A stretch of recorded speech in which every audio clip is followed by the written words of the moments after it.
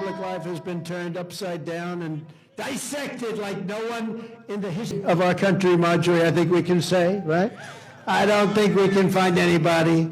They even got the Supreme Court of the United States to give them my tax returns. When President Trump first arrived, they played a tribute video and song recognizing people who have been convicted for their role in the violence at the U.S. Capitol on January 6th. And happy Sunday and welcome to The Deal. I'm your host, Ed Clark. It is Sunday, March 26, 2022.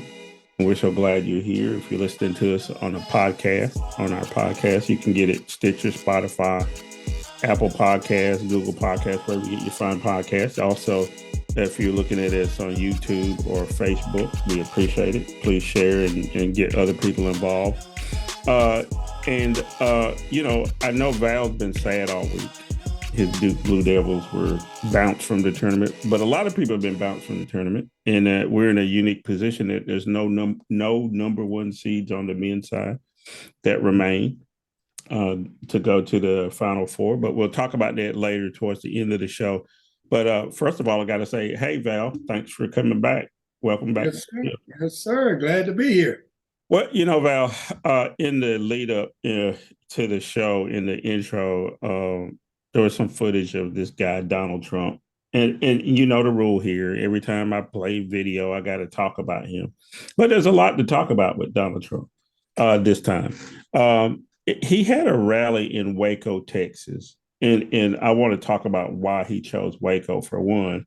But the other thing this week is that he's been all but threatening Alvin Bragg, the DA of in New York, with physical violence.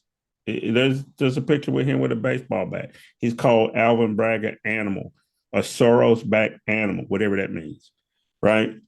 So Val, let's talk about first why Donald Trump went to Waco. And then two, is this threat of violence against Alvin Bragg real, or is it just one of those things where rhetorical, where Trump's trying to gin up the crowd just so he can make sure he has people, to listen to him? Yeah, let's jump on Waco first. You have to understand that Donald Trump is about attention, attraction, large crowds. He embellishes. It can be a crowd of 40,000. He'll tell you it's 140,000. And he doesn't mind that you already know the difference. But Waco is a good location. It has a name that resonates with the right wing because of what happened at the burning there, Waco, Texas. What Donald Trump wants to do is to embellish his campaign, lift it up in a place that his base is already accustomed to and wants to be there. That's what this is all about. Temporarily speaking, now is the time that he happens to be dealing with a guy named Bragg in New York. So anything he can do to bring all of that together, the town of Waco running for the presidency, throwing shade on a DA that's trying to indict him and take him to trial, he can do all of that, he thinks, by having a rally in Waco, Texas.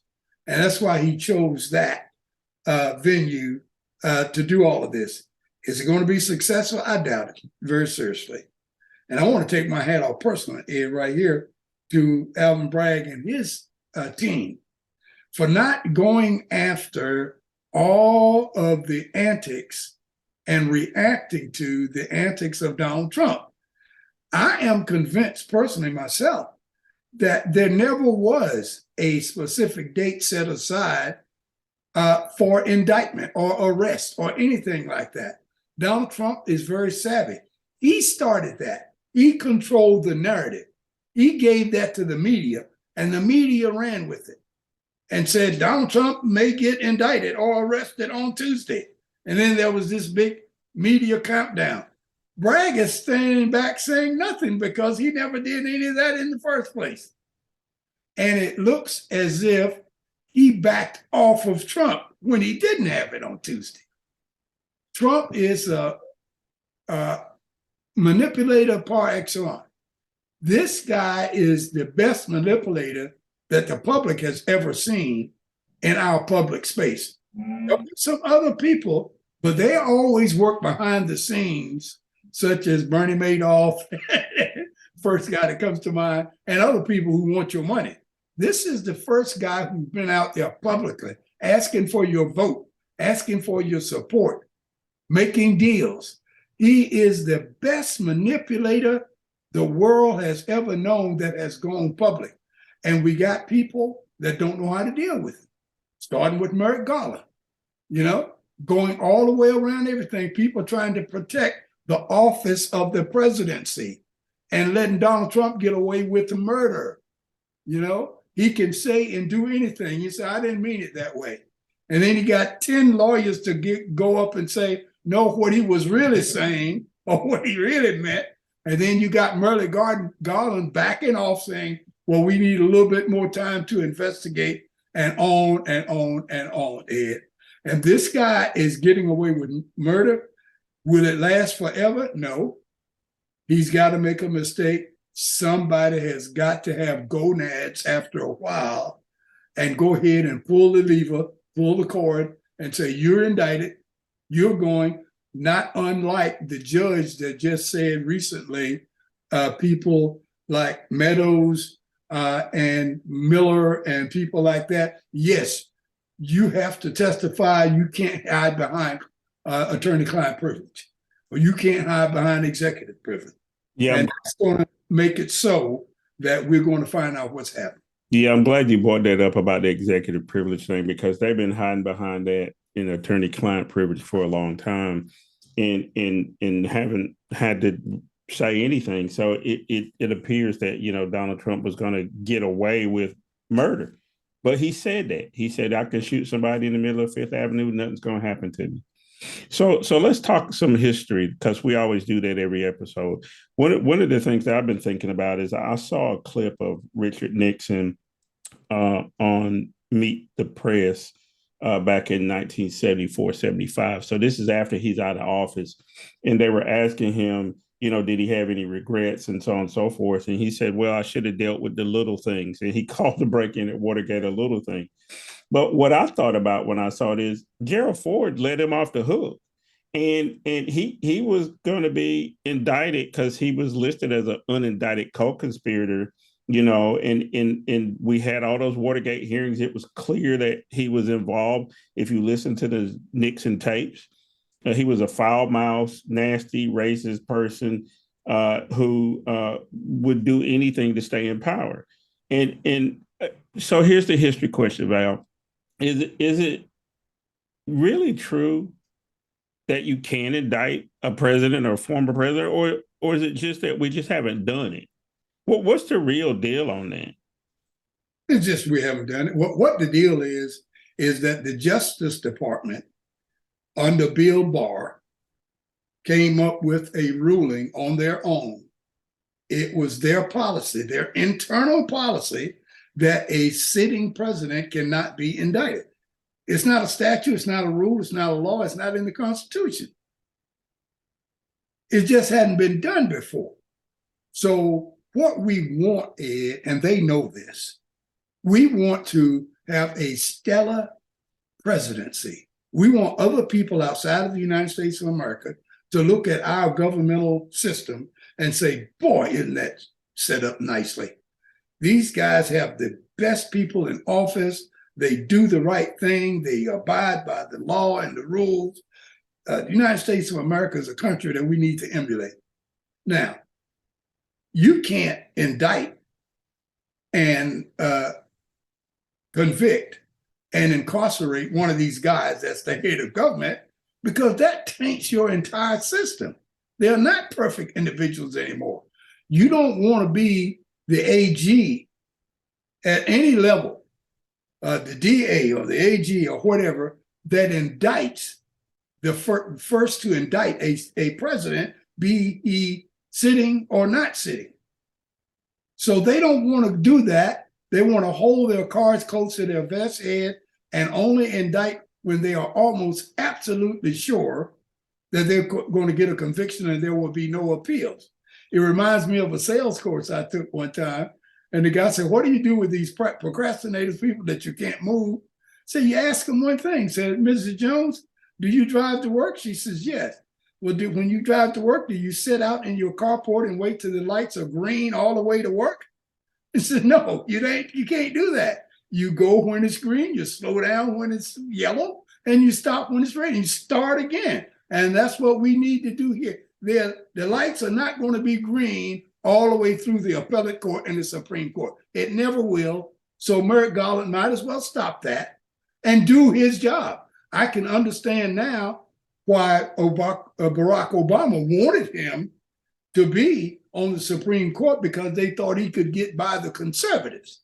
I understand why a lot of Democratic progressives didn't want him, because he was weak as Sweetenwater, as we used to say back in the day. But he has got to do the right thing. I am concerned, Ed, that even with a recommendation of an indictment by Mr. Smith, that Merrick Garland will still not indict Donald Trump as a final say. This man is scared. He's afraid. He doesn't want to go down in the history books as being the first to do that. Let me say something in closing here, but you started off talking about Richard Nixon back in my heyday in the 70s.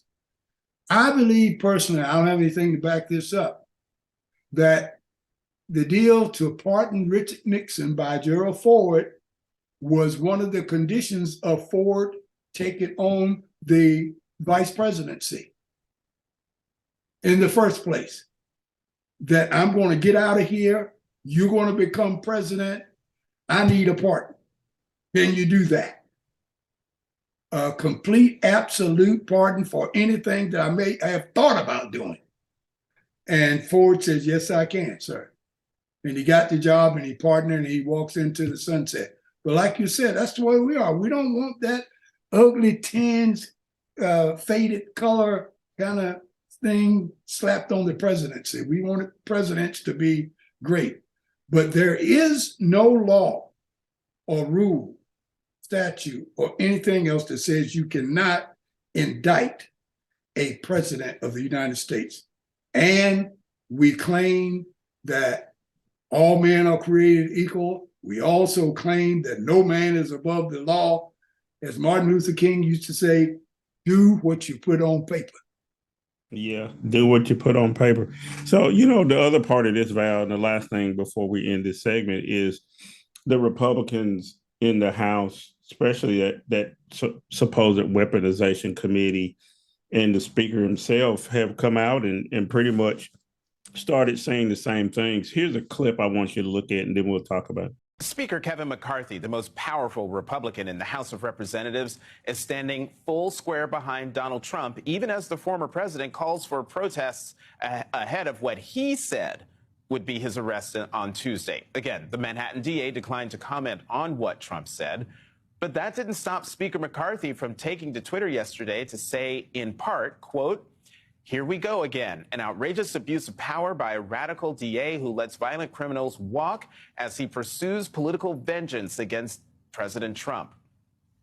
McCarthy went a step further, saying that he'd be directing relevant congressional committees to investigate the investigation. Joining me now. So Val, this is a parade of Republicans saying that Bragg is a Soros-backed. I mean, yeah, Bragg is a Soros-backed DA, that he received this money from Soros, $1 million or whatever they're claiming. And now that's the reason why Bragg is prosecuting Donald Trump, right? Now, we know that when they say Soros-backed, what they mean is Jewish banker. and that Bragg is bought. And somebody even said that Bragg was doing his master's work, which is very, pejorative and racist, in my opinion. It's, pretty much saying this Negro can't think on his own.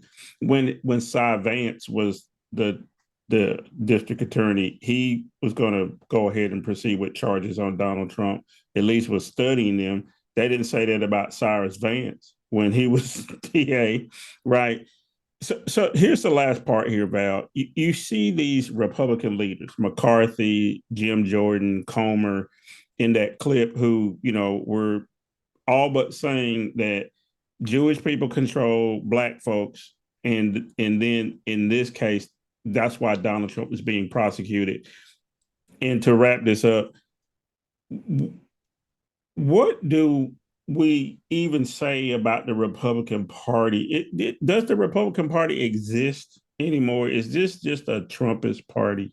I mean, really, have we just come to it, and maybe we should just, stop even referring to them as the Republicans?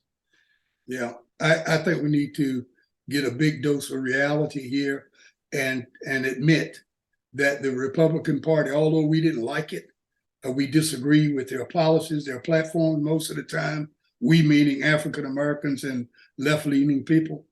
They at least had a policy and they had an agenda, and they were believable, although we disagreed with them. This thing that's masquerading as the Republican Party now is the old Tea Party that has taken over control of the Republican Party. And they've taken over control in such a way that every Republican running or thinking about running for office knows that he's got to go through these Tea Party, I call them teabaggers.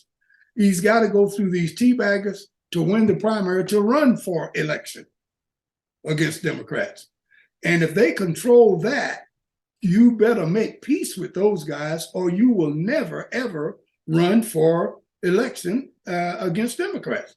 That's how they gain control of the entire Republican Party. And everybody, and I do mean everybody, is afraid of them.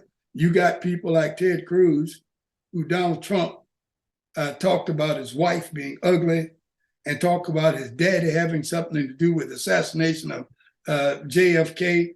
And he went bonkers about that was horrible. And then all of a sudden he changes his mind and he goes kiss Donald Trump's ring. How can you do that?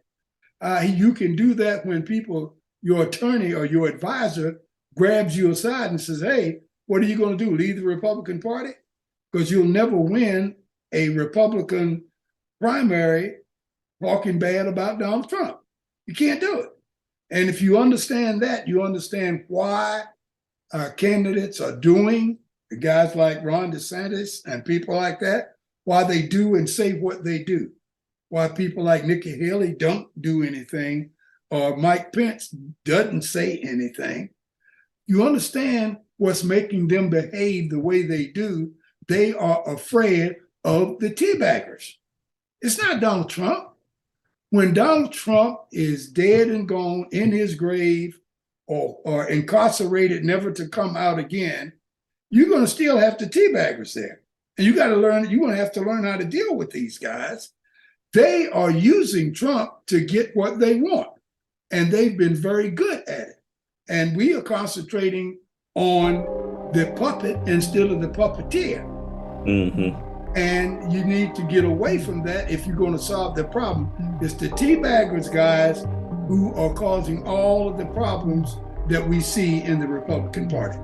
Well, that's a good place for us to take a break. I actually may have to go take a shower because we've been talking about Donald Trump far more than I ever want to. But I think it's important particularly because of those threats against the life of Alvin Bragg, and I expect that'll happen too when they talk about Fani Willis down in Georgia or Letitia James in New York. They're going to get the same treatment from these people. So, but regardless, we need to take a break, and when we get back, I want to start by talking about an article I read in the Washington Post from Perry Bacon, Val, about how Black folks have become a larger part of the voting bloc in the Republican Party. That's going to be the main topic for today. So stay right there. We'll be right back after this message.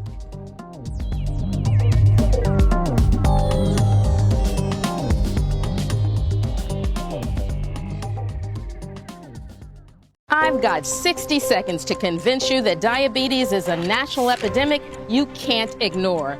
Every 8 seconds, a baby is born in America. That's 10,800 newborns today alone. But also today, 4,100 people will be diagnosed with diabetes. 356 will undergo an amputation. 159 will hear they have end-stage kidney disease. 34 million of us have diabetes right now. That's 1 in 10.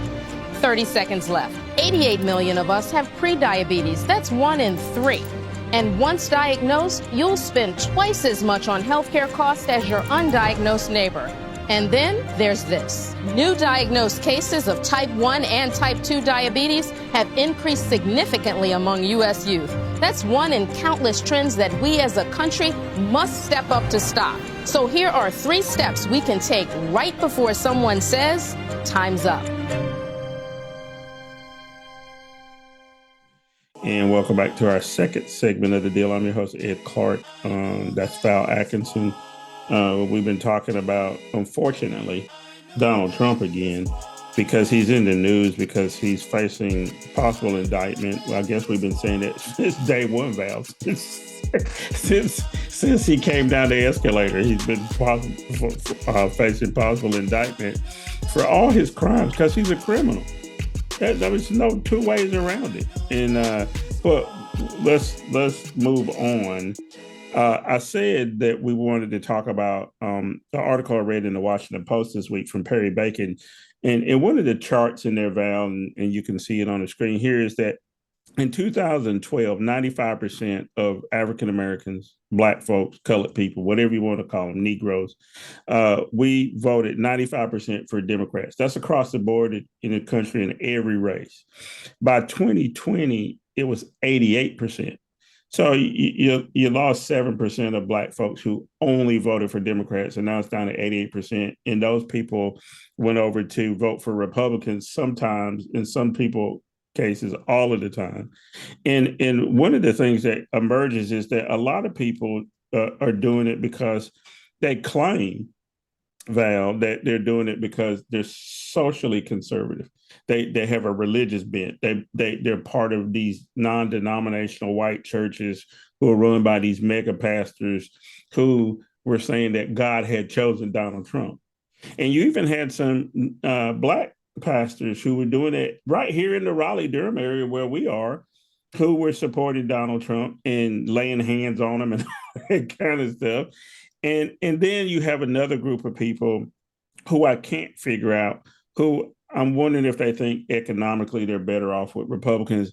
But I want Val Atkinson to tell me why Black folks have now become, they're not a large part still of the voting bloc for Republicans, but it's increasing.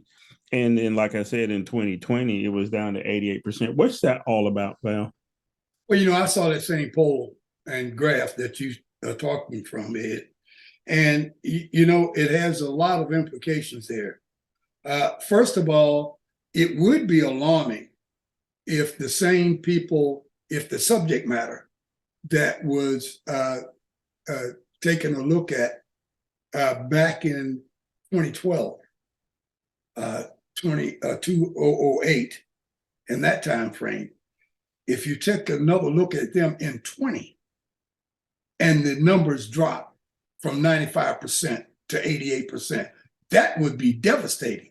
But it's 2 different groups. You're looking at one group in 2012, for an example, and you are juxtaposing them against another different group. A lot of people that voted in 12 did not vote in 20 because they were dead. A lot of people that voted in 20 did not vote in 12 because they were ineligible to vote. So I don't get too upset over that kind of poll or that kind of study. What I am concerned about is the motivation that any of these people, whether it be 12 or 8 or someplace in between, the motivation that they don't understand their own personal economic self-interest and vote accordingly, as opposed to being taken around the block, so to speak, by these evangelical kind of hold your hand up, as you like to call them, Ed, Reverend Porkchop people. That's my fear, because I see a lot of that happening. And we have a lot of folks out there who want to tell people like you and I that we can't tell them what to do, that they can make up their own mind about whatever is going on, and they don't want to hear from the likes of Ed Clark and Al Sharpton and Barack Obama and Val Atkinson. They don't want to hear it. They go their own way. So, and logic, we can forget about that. If you apply logic and reason to what these guys are doing, you're going to find yourself over at Dorothea Dix Hospital. And that's a mental institution for people who are not in the Raleigh area, that sort of thing that used to be. But seriously, Ed, we have a long way to go in terms of educating the public. And I love what you're doing here, because this is what you're trying to do. It's not just a podcast for people to listen to and look at. We're really going after what is not happening in your public schools anymore. That's educating people, a civics lesson, if you will, in what's going on, why, and how do you do something about it if you choose to. That's where we find ourselves now. Donald Trump, unfortunately, I'm going back to it again, and the Tea Party has taken advantage of this intersection between social media, apathy, violence, the Tea Party, all of those things come into a confluence that says the American people is ripe for takeover. And that's what's about to happen here if people don't wake up, stay woke, wake up and stay woke to what's going on, who's doing it, and understand what your economic self-interests are and vote accordingly. Because until that happens, we're in trouble, Ed. Yeah, Ron DeSantis would get mad at you because you said woke, in the Republicans. And I'm glad you dropped that term in there, because, that's what the intention of the term, I think from the left is that pay attention. That don't buy into the okie doke. Don't let them tell you one thing like this. This is one thing I really hate that a lot of Black folks do, and I'm talking to Black folks now because I'm colored, is when they think that if you go to one of these non-denominational evangelical churches, that somehow that equates to Americanism, and you have to buy hook, line, and sinker that minister's approach. And when that minister says God has chosen Donald Trump, you got to buy that. I'm telling you, you don't have to do. You can think for yourself. There's nothing in your religion, and I'll go there in Christianity that says anything about America being some chosen place, right? And that we're special in God's eyes, and that we're not a Judeo-Christian country. Now, that's because we don't teach civics. Back to your point. And I'll put a disclaimer down here. These are the views of Ed Clark. We clearly know from the founding fathers, they owned slaves. They did all kind of shenanigans with a lot of different things. But one thing they were clear about is they did not want a state church, right? They said that repeatedly, and you can see it in the writings. And the reason why is because they came from that. Pennsylvania was founded as, a Quaker commonwealth. Certain states, before they became states, they had a church. And then when all of us got together, the 13 colonies, and became the United States, well, who was going to be in charge?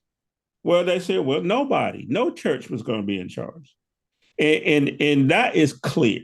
And I want people to quit buying into that. We've had people on here as guests before, and we're going to start doing this again. But I remember we had this one guest who had been a Southern Baptist and had been in the Southern Baptist Convention and all of, and he talked about how it was racist, and that's why he got out. And that it still has a lot of those tentacles in there. You can hear people make arguments to this day that we should be some sort of theocracy. Marjorie Taylor Greene's and all those people, that's what they're alluding to, Val. So let me let you offend people if you want to, because I'm sure I just did. what is it with them constantly trying to say we should have free speech, we should have free will, states should decide what they want, unless it's not the American white Christianity focused way of doing things? How dangerous is this theocracy deal that we, especially to Black voters who some of them have made that shift because they bought into that? Well, let's start back at the beginning, Ed, in terms of talking about how the Republican right got hooked up with and married to the evangelical base over here. They've always been looking for sources of new voters, of new donors, of new people to help them spread the word. And the church was a place that they thought they could do this. So they began to go about the business of finding out what the church wanted. Number one on evangelicals' list was abortion. And all they had to do over the past 20, 30, 40, 50 years was to convince this crowd that we are working on it. Help us elect 2 more senators and 5 more representatives. And if we get the presidency, we're going to appoint somebody to the Supreme Court that thinks just like you do. These were the things they kept working on time and time again. So now this comes around, Ed, and affects the Republican policy making, because now every new policy you come out with must be pro-evangelical. You need that group because they've promised their support to you. So you have got to make sure you don't come out with any plank in your platform that's against the evangelical bottom line and their base thinking. So now you got evangelicals controlling the party line for Republicans.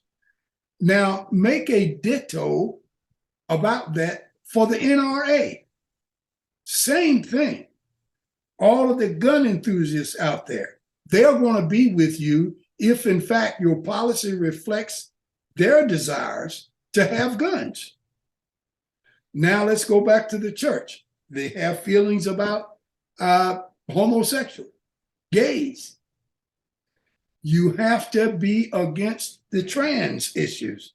Anything about homosexual activities or transactional or trans types of affiliation. Now, race is the killer piece. You have to show that white folks are the real victim, that there have been too many policies passed with Democrats in office that want to give the store away to non-whites at the expense of hardworking white folks. This is their primary piece, Ed, because it gets to the low information person that doesn't understand politics, but understands and have a feeling that he's been persecuted. And guys like DeSantis and other people take advantage of this when they're talking about wokeism and all of that kind of stuff. And, you know, that's not the end of it. And then of course, we already talked about the people who want to get involved with the media and handle that. I call it gaslighting, when you get people like Fox to hammer away at these lies that you have been telling. So they put all that together, and what do you got, Ed? You got the Republican agenda. They don't have to think about what they should do. All of those things that I just mentioned, whenever they get ready to talk, they go through and say, what would the Tea Party, or what would the evangelicals, or what would the anti-woke people or anti-abortion people want to hear or want me to say? And that's what they say and do. And then some of us on the left, Ed, we help them out in the gaslighting piece to get on the air and try to answer these crazy diversions that they're putting out there. It's like a plane, a helicopter throwing out diversionary air bubbles, I call them, for the homing missiles to hone in on one of these air bubbles and not hit the helicopter. That's what Republicans do. And certain media people pick up on that stuff and, oh, there you go. They'll go into the weeds. This guy Smerconish, and I hope he's listening. He does that all the time. The Republicans will say, well, I think really Donald Trump is being persecuted and he's been looked at. And Smerconish will go back and dig up the last 8 years worth of indictments on politicians and stuff and see who has been getting the most and who's been doing this. And they're sitting back laughing, going on another subject. Because now he's toting water for him. He's out there trying to tell you, no, this is not right. Trump is not being prosecuted or persecuted more than anybody else. And back in 73, and they walk off laughing. Why you still talking about that? Because it was a diversion. It was bullcrap. Yeah. And it's too much of that going on and not enough of people. What they should be saying, Ed, is what I want y'all to do instead of talking about Trump's persecution. Listen to the deal with Ed Clark and Val Atkinson on there, and they will enlighten you guys to what the hell is really going on. And tell you what's really going on. Yeah, that's Val Atkinson, and he just gave us a good treatise on how we're being duped by a lot of people, and we try to come here and not, fall for the okie doke. So I hope people won't do that, and because Perry Bacon makes this assertion here that more and more Black folks are looking at the Republican Party, but I don't think the Republican Party has made a good sales case. They've scared people. They've done all kind of other things, but they haven't sold their position. One last thing before we go, Val. I was in Washington, D.C., Northern Virginia for the better part of the last 2 weeks, and there was a story there about a guy named Arvo Ateneo. He's an African immigrant. He had some mental health issues. He ends up being arrested because he was pulling up the lights in the neighbor's yard. He ends up in a facility, and in that facility, he dies, and he's held down by up to 7, 8, 9 guys, right? And when he's held down and murdered for all intent and purposes, the state of Virginia moves in quickly and charges the deputy sheriffs who happen to be Black and some of the hospital staff. So, Val, tell me real quick why we haven't been able to figure this out. Every time police officers kill somebody, Black or white, they get charged. And when white officers kill somebody, then you hear from the police unions and all these other people saying that, policing is really hard and blah, blah, blah. So we got another dead Black guy. So what's the deal here, Val? The deal has to do with police culture. It's as simple as that. Black folks, yellow folks, red folks, brown folks, they follow police culture just like white folks do. So once these guys get pinned down, choked to death, killed, whatever, with 8 or 9 guys jumping on them, they are following whatever the color of the skin of the guy, it doesn't matter, the cop. He is doing what he thinks his fellow police officer, law enforcement people would expect him to do. He has to show them that I'm one of us, that I'm not going to stand aside and watch you guys risk your life and let this perp get away. When the film comes out, I want them to see me jumping in, helping my fellow officer to subdue this guy and that kind of thing. So that's a part of the culture. And what's not a part of the culture is to have one guy say, hey, guys, hold on. The guy's handcuffed and shackled. We don't need to tase him at this point. He's handcuffed and he's shackled. Let's stop hitting him with our baton. So it's the culture that we need to start attacking. Yeah. And I think we lose our focus and we lose time and everything else when we start getting into the race thing on this. Because if we really resolve and solve the culture issue, that'll solve the race problem. Yep. They get soft for black, brown, yellow, white, whatever. But it's the culture piece that we need to get at. And that comes partly through training. It comes through administration in terms of placing the right people in the police chief's position and in the sergeant, the captains and lieutenants role, detectives, and placing the right people there, making sure they're trained properly, and really go in with some kind of intervention when they're not doing the right thing and show them the right way to do it.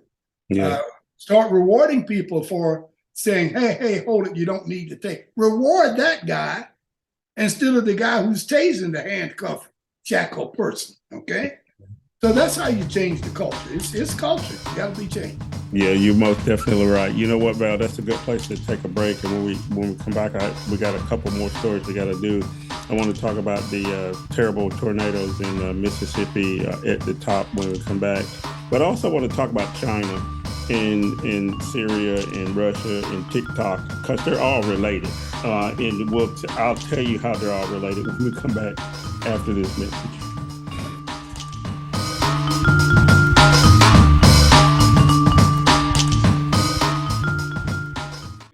In Rolling Fork, we are in Sharkey County, and we see devastation, significant devastation to this town. If you look over my shoulder, you can see the heavy crews already starting to work. They're trying to clear these roadways so people can get across town and check on family members, check on friends. All around, you can smell the distinctive odor of gas in the air, likely from ruptured gas lines, a sign of significant damage. Complete and utter devastation. Just houses, roofs ripped off of houses, walls tugged down from houses. Live from our satellite phone, but it's a testament to how much damage is here in Sharkey County and Rolling Fork, Mississippi. Cell towers have been heavily damaged here, which is why we're not being able to go live on air. But what we're looking at here is just utter devastation, Jim. Structures that have just been reduced to rubble. One local official says that his town looks like a landfill, and it really does. There's just debris stretching out for miles here. It is really hard to say this, but it doesn't seem like any of the town really was able to escape any of the damage. A lot of the structures. And welcome back to our third and final segment of the deal. I'm your host, Ed Clark. That's Val. That's Val Atkinson. It's Sunday, March 26, 2023. We've been talking about a lot of stuff. Unfortunately, we had to lead off talking about Donald Trump and the Republicans, but we also talked about black voter shift some to the Republicans, not completely, but enough to cause some concern, and we talked about why that might be. And then we talked about the unfortunate death of another black man at the hands of the police, but the police officers were primarily black again, and those officers have already been fired and charged. And this time it was in Virginia. Last time it was in Memphis. But if you look around the country, that doesn't always happen, right? And Val is right on the spot talking about police culture. We've talked about it a lot here. I do want to get some police chiefs on here, Val, to talk about that, because I do think there's a problem where police don't want to be the one that says, dude, don't do that, right? They don't do that. So what you saw in the coming back in is some footage from Mississippi, Silver Lake, and some other locations in Mississippi that were completely devastated by tornadoes. Val, I worked for FEMA for a lot of years in public affairs, and I would show up at places like that, and where everything is gone. Everything is completely gone. Your life is completely turned upside down, and you may not ever recover. You've lost family heirlooms. Your car is a mile away from your house and it's torn to pieces. And then there's going to be people who are going to have problems, Val, because the way disaster relief works in the United States, the federal government says, okay, we'll send FEMA, but FEMA unilaterally can't do anything. The state still controls it. I'm worried about a place like Mississippi where they got crazy legislature and governor already, where they take money that was designed to fix the water in Jackson, Mississippi, and build a volleyball facility for Brett Favre's daughter. Talk to me just real quick about, in these areas, in these states like Mississippi and Alabama, and even in North Carolina, when you have a legislature who is not geared to doing the right thing, how difficult is it going to be for these folks to try to make a recovery if the governor of Mississippi already, has some animus towards the colored folks that live there, and clearly the legislature has animus towards the colored folks? Well, you've hit it right on the head, Ed. The problem is horrible within itself, dealing with nature. One of nature's biggest issues that we haven't figured out how to deal with yet, those are tornadoes. But in addition to that, when it comes time to make remedy and to clean up and to provide some kind of solace for those that have been hurt and displaced, then comes politics, then comes racism, and a lot of other things. And oftentimes states in the South and states that have problems with race, they want to take all of these grants that are being doled out by the federal government, and they want to lump them together. And then they want to spend it as they see fit. Is a good example. You talked about Brett Favre and the volleyball court where his daughter was going to school. That money was intended to go to people who needed help with SNAP and TANF and a lot of other things. They were just down to the bone poor, okay? But that happens all of the time, Ed. And they want to make sure that people who look like, think like, talk like they do get the first dibs, whether they need it or want it or not. And that's what we find here in a place like Jackson, who has horrible problems with water. And some other places in Mississippi now that's been hit by the tornado have issues, but people come in and the people who've been hurt, they don't even have representation, because you got all this community here with all Black people or predominantly Black people, but the people making the decisions about this particular county or locale are all white. And how do you say that happens in a democracy? It's something called gerrymandering. And that's what happened. The people outside of your community or your district, they're making decisions about how you should live or what you're going to get when you have problems. So we got a lot of work to do in this country. We're going to classify ourselves as a democracy. But I feel badly for those people in Mississippi. Mississippi is our poorest state in the nation by any yardstick you'd want to use to measure.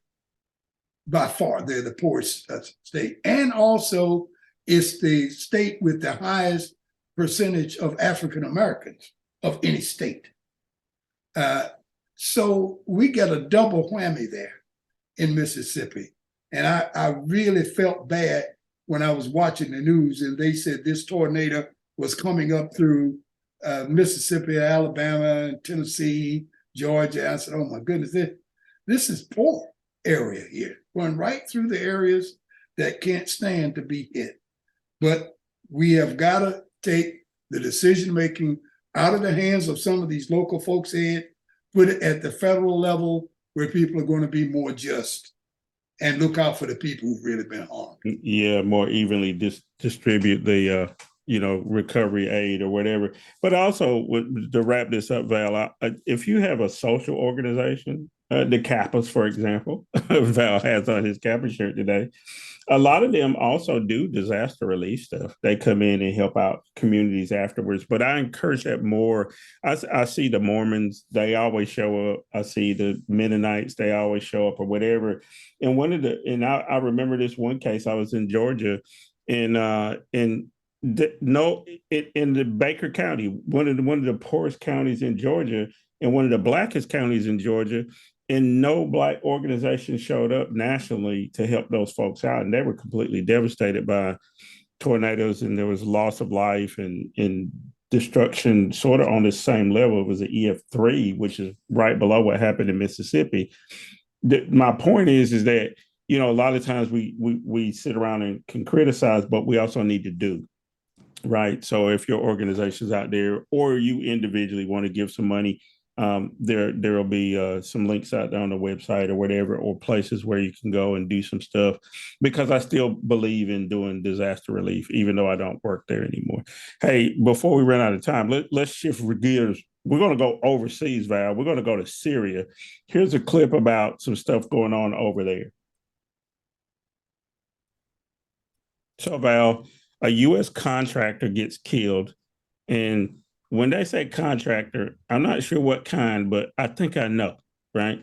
So a U.S. contractor gets killed, and then we retaliate, and we say that we're still there because we're fighting to make sure Al-Qaeda and ISIS don't spread, but don't spread where?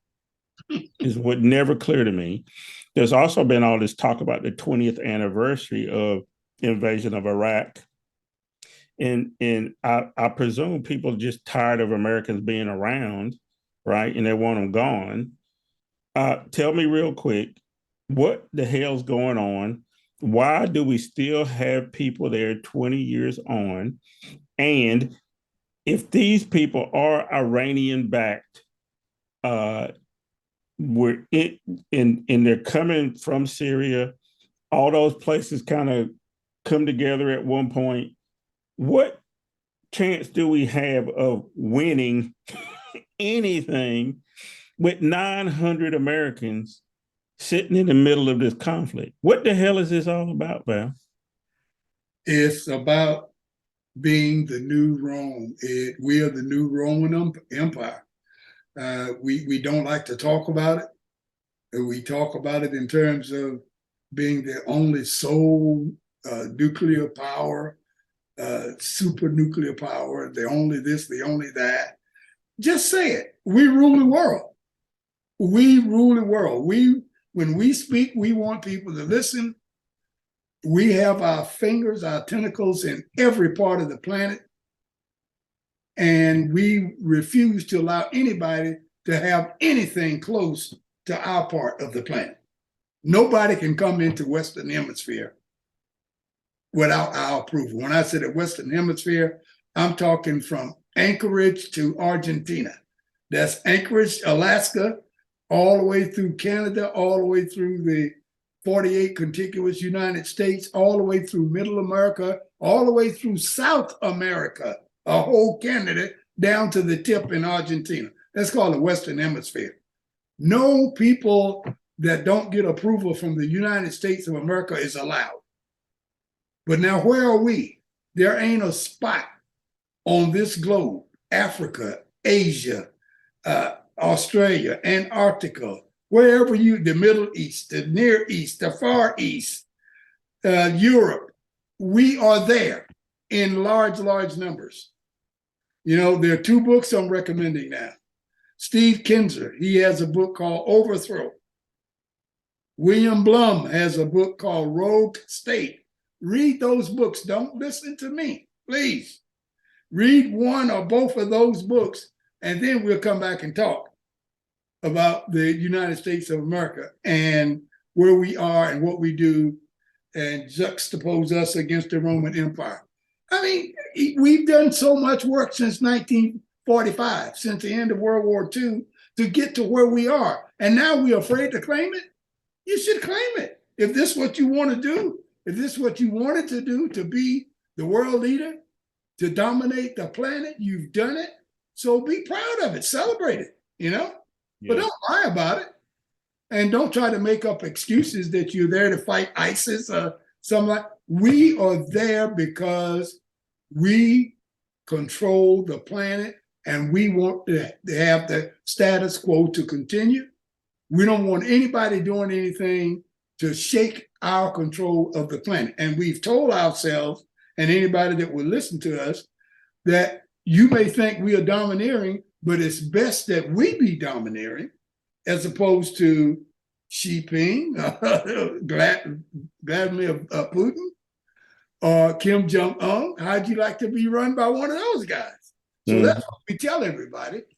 We'll give you chances and opportunity to have your own government that's approved by us if we do things right. If you do things right. So that's why we're in Syria. That's why we have issues with people about Taipei, Taiwan, and whether or not China wants to take that over. And Taiwan is where all your chips come from for all of your internet stuff and your devices and whatever. So that's the reason we are there, to talk about giving submarines, nuclear submarines to Australia now, to make them a part of our eyes and ears on that part of the globe. That's why we want to have Ukraine to be a part of NATO, so we can have American troops right on the Russian border. You know, I can just tell you, when I was in Germany, I was in a unit that was stationed right on the border of what we call West Germany in Weiden, Germany. And that was right on the border of Czechoslovakia, which was a part of the Soviet Union at that time. And when we would be there, we could look through our glasses and we see the guys walking guard over there. We were on the picket line. And once we got right up to our point, we could almost spit, you know, to the other guy's territory over there. That's what we want to do in Ukraine. We want to be there. But now juxtapose that right back to where the Russians are. They tried to be in Cuba back in '62. Cuba is 90 miles away from the United States of America. We wouldn't allow that, and we won't allow it today. We won't allow them in any part of this place, but we want to be right in the middle, smack dab, in every country that's surrounding Russia. Because what is expected, what we want them to surrender at some point and give up them 6,000 nuclear weapons. And then we will tell them who their president should be and how much money they should make per hour and who they can trade with and who they can't do this and that and so forth. And by the way, if we want to take China the same way, that'll be fine. But there are too many people in the United States of America who have positions of power that don't think things are going to be run right unless we, the United States of America, are running the show and telling people what to do and approving and disapproving of everything. Well, I don't agree with that. But I think your Rome analogy is very apt. How often do I say this, Val? All civilizations collapse, right? The Roman Empire does not exist anymore. The Mongol Empire doesn't exist anymore. The Han Empire doesn't exist anymore. For all intent and purposes, the British Empire doesn't exist anymore, right? The Spanish Empire doesn't exist anymore. Everything has an end to it. And usually political institutions fall apart because they undo themselves. They try to bite off more they can chew. They decide they want to rule people as opposed to letting people live freely. Despite what Americans say all the time about Russia and China and all these other places, there are people, and we talked about it in the other segment, that want a theocracy here. I don't want to live in that. As a matter of fact, I ain't living in that, right?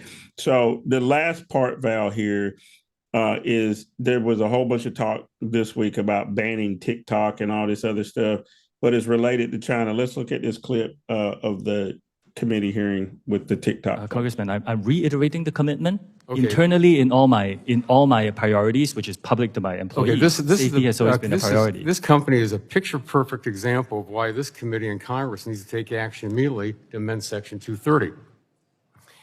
When we recently met, I asked you if the Chinese Communist Party can currently access user data, and you did not have a clear answer. So today I want to follow up. You heard it a little bit, but I want to be absolutely sure of this answer.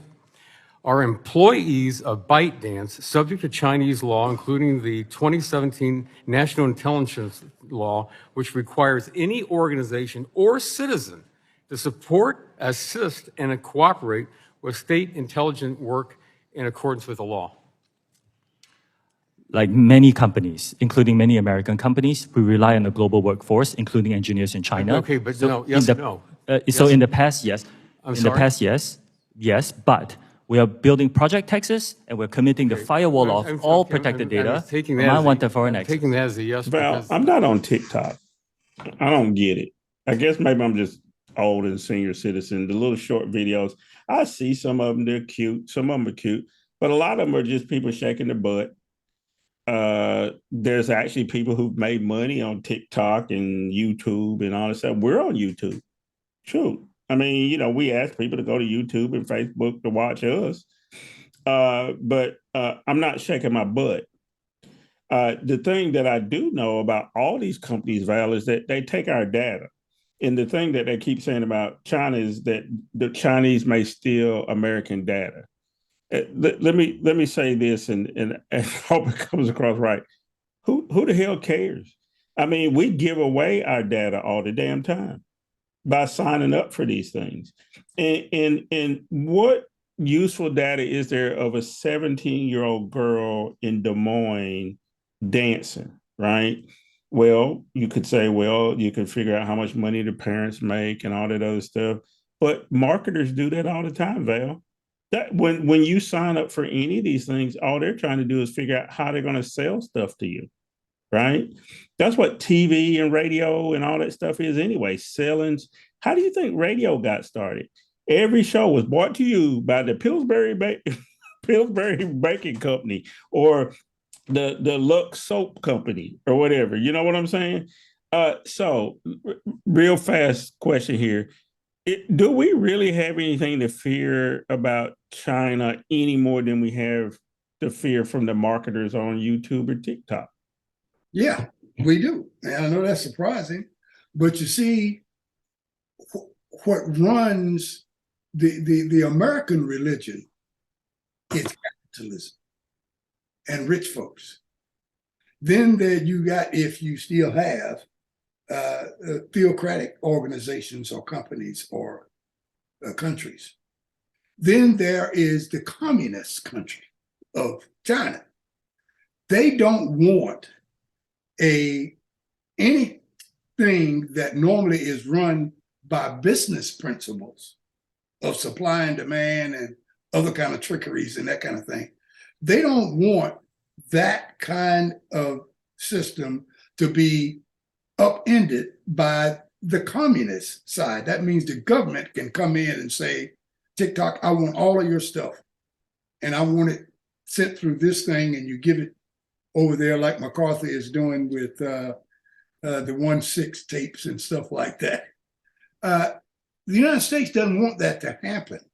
So what we say is you need to sell it to somebody who's going to be a strict capitalist, and then I can control them. Because if you are a strict capitalist, you have to adhere to and march by capitalistic principle. And I am the king of capitalism. I can, sick my rich boys on you, or sick my boys on you that can come up with trade policies and make you bar this, and you can't trade over there. And I can control you when you start playing the capitalistic game. When you're playing the communistic game, I can't control you.